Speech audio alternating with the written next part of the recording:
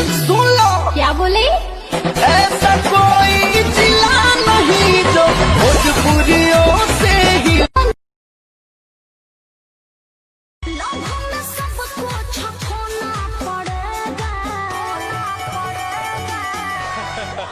अरे सुनो ससुरा में सैया संग सोना। अरे वो कौन है रे? मेरा बाबू है। बाबू बाबू कहेलू तू यार के, तो गोदी में खेलोई बुता भतार के।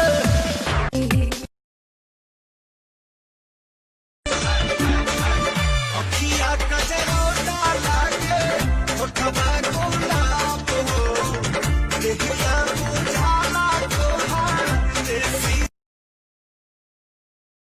फैशन साजा के भौजी, फैशन साजा के भौजी जात बाड़ी हो, भौजी जात बाड़ी हो। जब से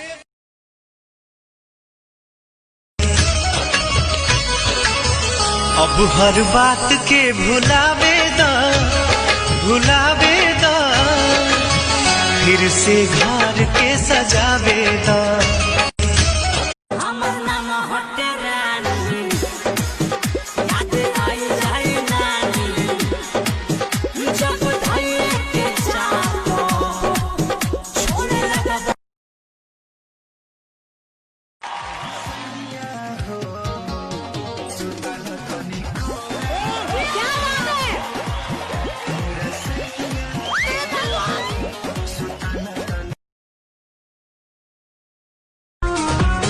मुझे दर्द दिल का पता न था, मुझे दर्द दिल का पता न था, और प्रेम का रोग लगा।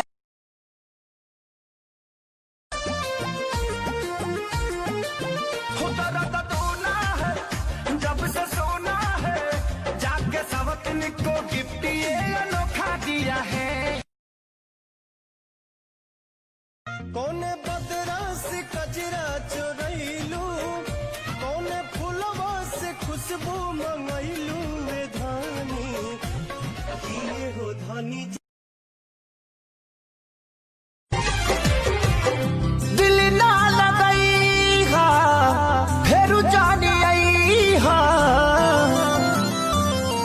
हाँ हाँ दिल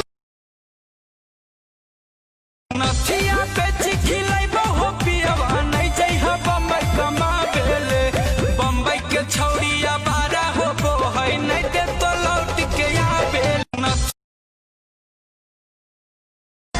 दादा लॉकडाउन खुलिया कब जी, अरे कब जी, अरे कब जी, अरे कबो ना जी। हमर मौगी खेलत बिया पबजी। सर मेरे वाइफ की कैंसर के इलाज के लिए मुझे कुछ दिनों की छुट्टी चाहिए। बॉर्डर पे हालात कैसे हैं ये आप जानते हैं, आप एक बार फिर सोच लो। इसमें सोचना क्या है सर, देश से बढ़कर कुछ भी नहीं।